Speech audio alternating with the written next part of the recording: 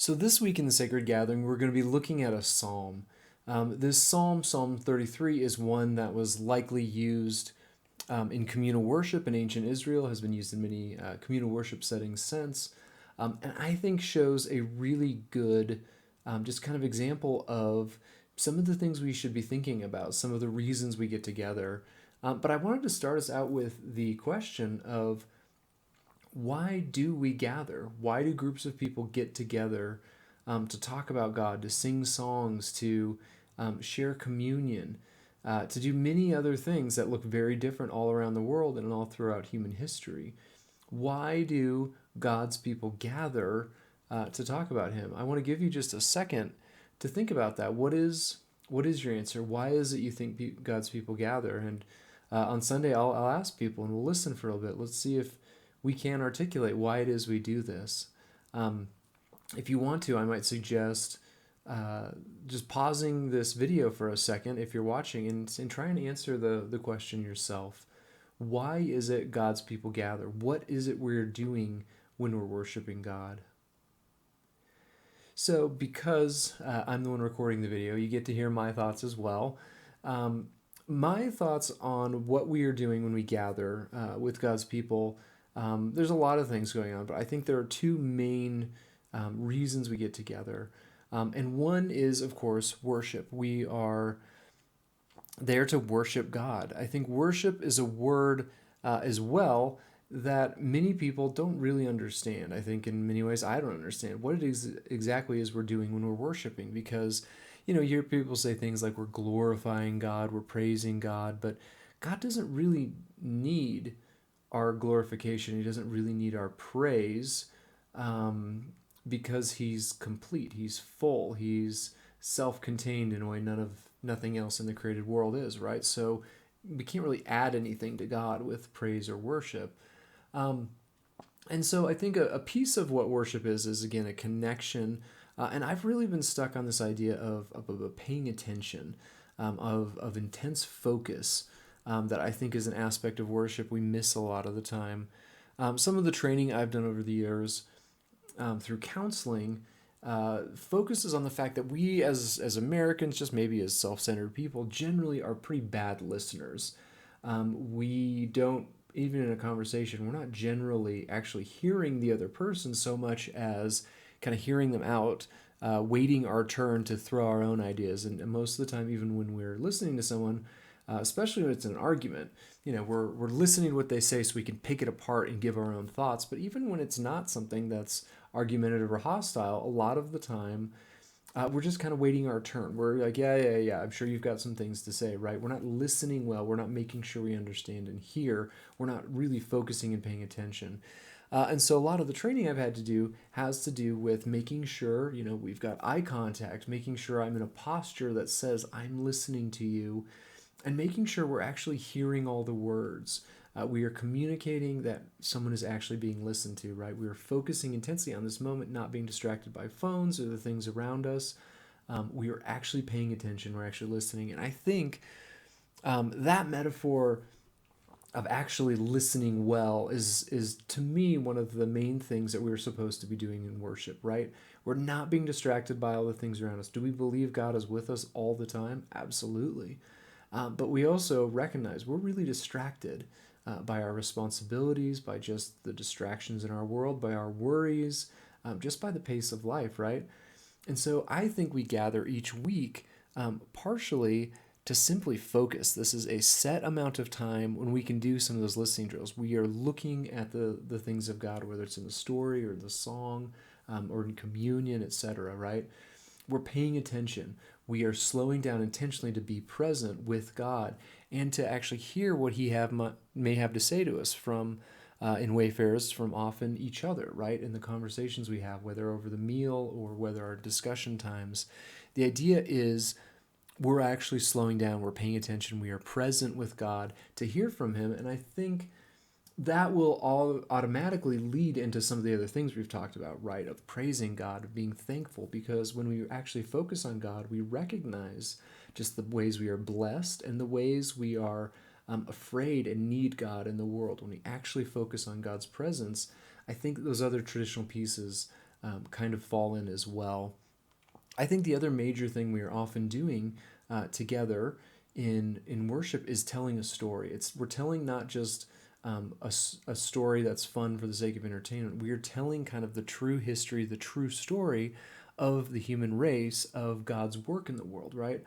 So we're telling the big story, and that's what we're doing a lot of the time when we're looking at the Bible, right? We're telling pieces or ways of thinking about this story. We're telling where we fit into it, and I think in all our smaller communal gatherings, whether that's in my living room currently at Wayfarers or in the most grand cathedral in the world, we are gathering to tell this story of where we fit into what God is up to in the world. We fit into this bigger one, and that bigger picture, that bigger story of what God is up to, is expressed in these smaller communities. So I think we are telling that story as well. So we're focusing on God, paying attention, and I think we are telling the story, which of course is going to tell us who actually we are, how we fit into this bigger picture, how we fit in these smaller, more communal spaces.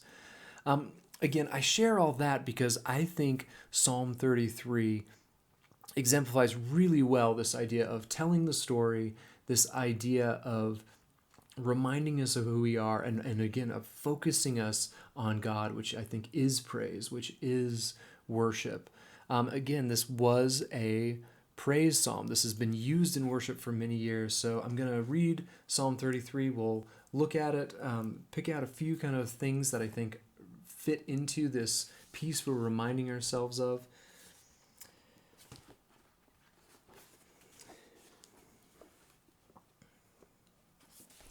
Okay, Psalm 33. Sing gladly, O righteous of the Lord, for the upright praise is befitting. Acclaim the Lord with the lyre, with the 10-string lute, hymn to him. Sing him a new song, who plays deftly with joyous shout. For the word of the Lord is upright, and all his doings in good faith. He loves the right and the just. The Lord's kindness fills the earth. By the word of the Lord the heavens were made, and by the breath of his mouth all their array. He gathers like a mound the sea's waters. He puts treasure houses in the deeps. All the earth fears the Lord. All the world's dwellers dread him. For he did speak, and it came to be. He commanded, and it stood. The Lord thwarted the counsel of nations, overturned the devising of peoples. The Lord's counsel will stand forever, its heart's devisings for all generations. Happy the nation whose God is the Lord, the people who he chose as an estate for him. From the heavens the Lord looked down and saw all the human creatures. From his firm throne he surveyed all who dwell on the earth. He fashions their heart one and all. He understands all their doings. The king is not rescued through surfeit of might, the warrior not saved through surfeit of power. The horse is a lie for rescue, and his surfeit of might he helps none escape. Look, the Lord's eye is on those who fear him, on those who yearn for his kindness, to save their lives from death, and in famine to keep them alive. We urgently wait for the Lord. Our help and our shield is he. For in him our heart rejoices.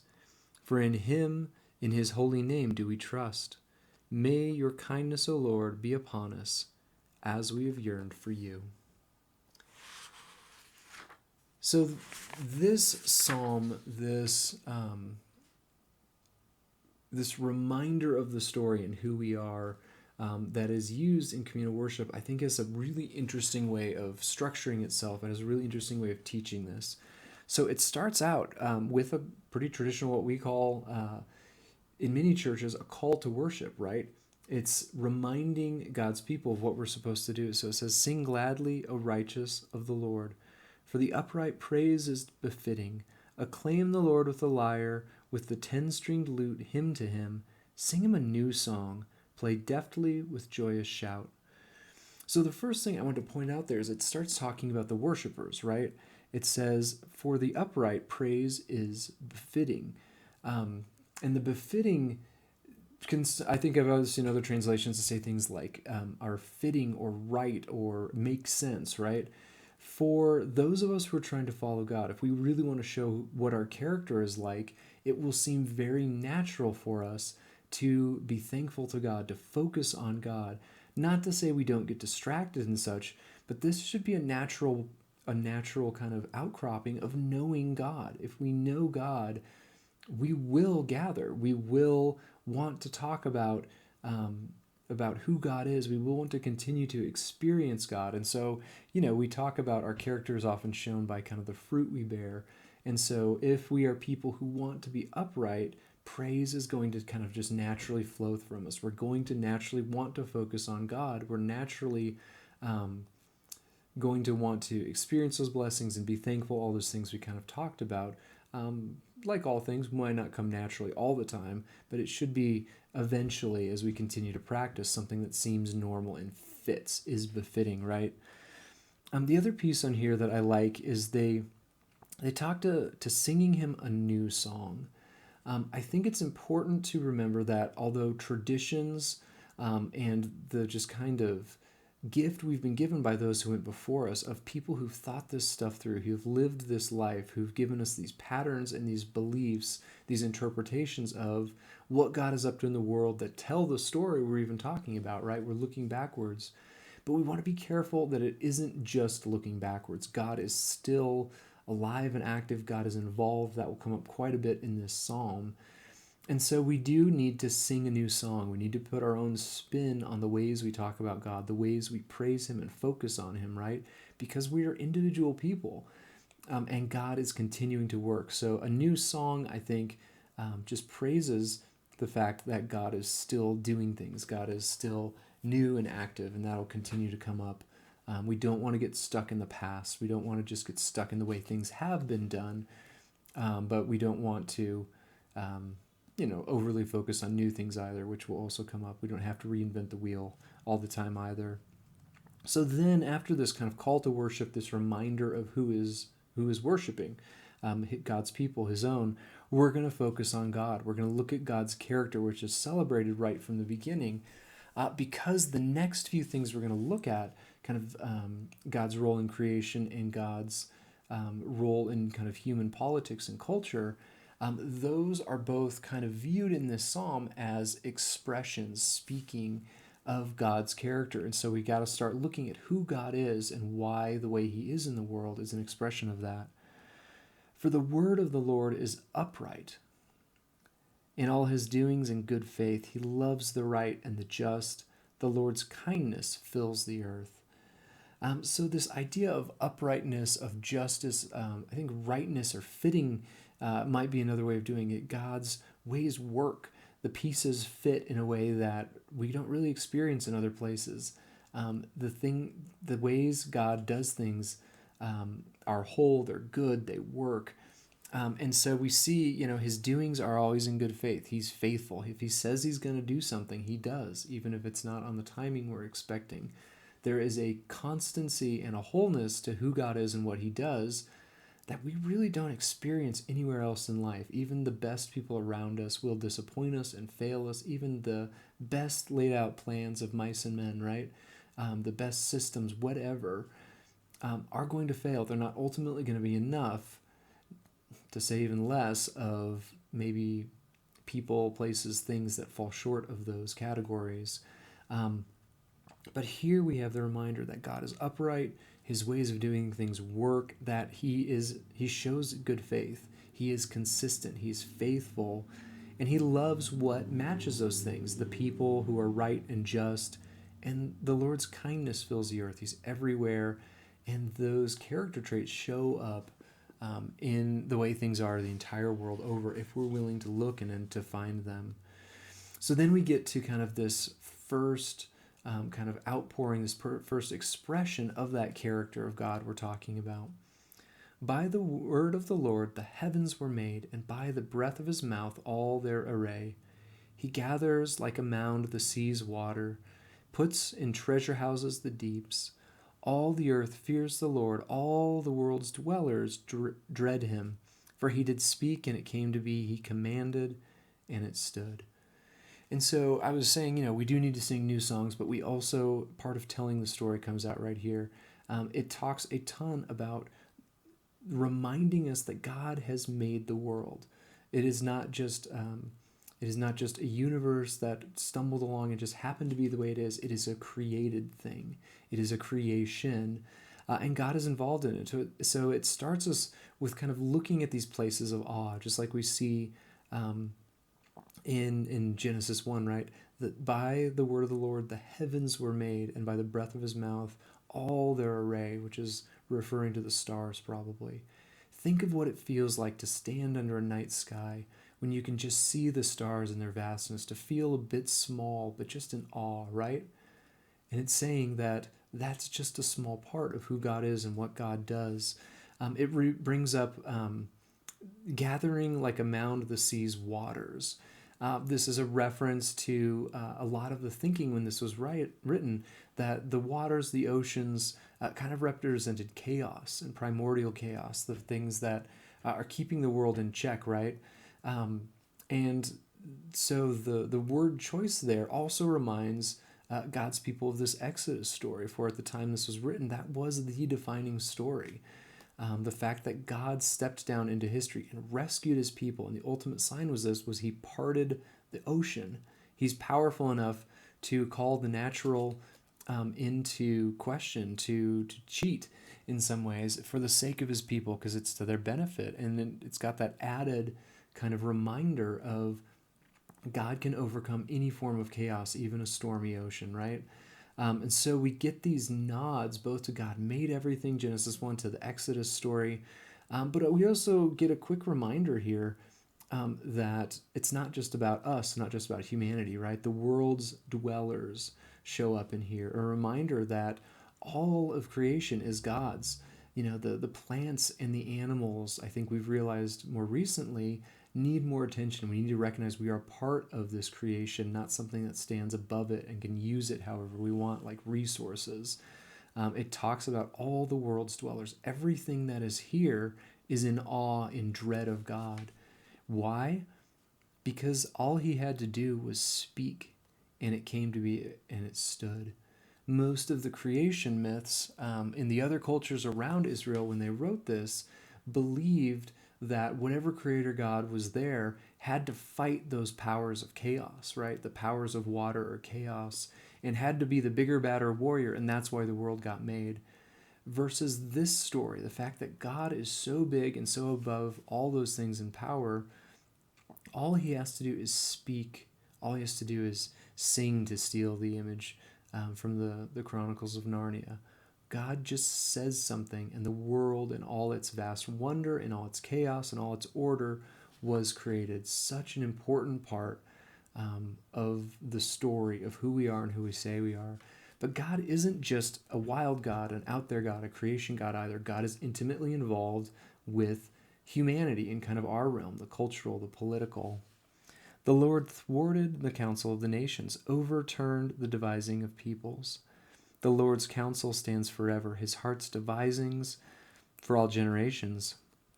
Happy the nation whose God is the Lord, the people he chose as his estate. For the heavens, from the heavens, the Lord looked down and saw the human creatures. From his firm throne he surveyed all who dwell on the earth. He fashions their heart, one and all. He understands all their doings. The king is not rescued through surfeit of might, the warrior not saved through surfeit of power. The horse is alive for rescue, and his surfeit of might he helps none escape. So this first part, the Lord thwarted the counsel of the nations, overturning the devisings of people, but the Lord's counsel is going to stand forever. His heart's devisings for all generations shows a contrast, right? A contrast between, I think, the wisdom, the ways of God, the thoughts of God versus the cultures that are around us now that have always been around. It can be easy to think of how hard things are in the world and think that that is the true story. Well, we got to fight fire with fire, right? We got to turn violence back on violence, etc. We got to beat them at their own game. We've got a ton of these phrases. And yet, it's reminding us here that yes, God's ways may seem counterintuitive at points, but they're better. They are more for us than anything we can expect. And God's not just offering these ways and stepping back. We read in here that, happy the nation whose God, that God chose this, that God looks down and sees all human creatures, that he knows and he fashions their hearts. He understands their doing. So we are known in this story. We're not just known, God is in fact forming us to be how we would be. And so there's a contrast. We can choose to do it our own ways, or we can choose to let God be involved. And God desires to be involved. He's not just a God of creation, although he is. He is an involved God, a close God who is forming his people, helping his people, in the spite of a very dark world at times, right? And it ends this section kind of pointing out with these military images, right? The king is not rescued by might, a warrior by power. Don't rely on war horses for rescue, because at the end of the day, all these things that look powerful are going to fail you if they're not what God has to do. And then we get at the end of this psalm into what I usually call the kind of so what at the end of worship, right? At the end of these talks, is important as kind of our recognition of who we are as God's people, as God's character, of God's character expressed in creation, in the natural world. The psalm kind of brings it home, makes it more personal, and says, look, the Lord's eye is on those who fear him, on those who yearn for his kindness, to save their lives from death, and the famine to keep them alive. Right? The reminder again is God is near, God is involved, God is who saves. And then finally, we actually get to what I think the point of the psalm was. Not just the reminder of worship of these. The people need something right now from that God. They need God's involvement right now. It says, we urgently wait for the Lord. Our help and our shield is he. For in him our heart rejoices. For in his holy name do we trust. May your kindness, O Lord, be on us as we have yearned for you. And so we don't know what the exact circumstances were of the folks who wrote this, probably because there will always be something. Anytime we worship, there are places in our lives, there are places in our world, there are places around us that we need God. And the reminder is that God is big, God is powerful, God is involved, and God desires to help. And so we end this worship psalm not just in the abstract, but saying concretely, whatever it is that is bothering us, that is keeping us up at night, God, we know who you are, and so we urgently wait. We are not going to force things with our own hands, but we need you to be near. And so it's interesting to me that this psalm starts so big, so cosmic, right? We in worship look at God's character and again, how it's played out in the world. And we end with little old us. We tend to start with ourselves and our concerns and our worries. And, oh, yeah, by the way, yeah, God, you're big and important and all that, right? And yet I think this will naturally happen to us anytime we engage with focusing intensely on who God is. We will see who God is and recognize that will always apply to our situation. And so there are going to be so many times in life we need to remind ourselves of who we are and who God is, because we are stuck with nothing truly to do but urgently wait and yearn for God. And I think it's worship, it's psalms like this that remind us, as much as we don't want to be in that place, we want to go out and do something and fix our problems, urgently waiting, yearning for God to show up is actually the best place we can be in, because then it relies on God and his faithfulness, this God we've just been describing from all these different angles. It's not relying on us in all our fallibility. So again, stuff I think we know, but we worship, we look at this again to be reminded of who God is and who we are.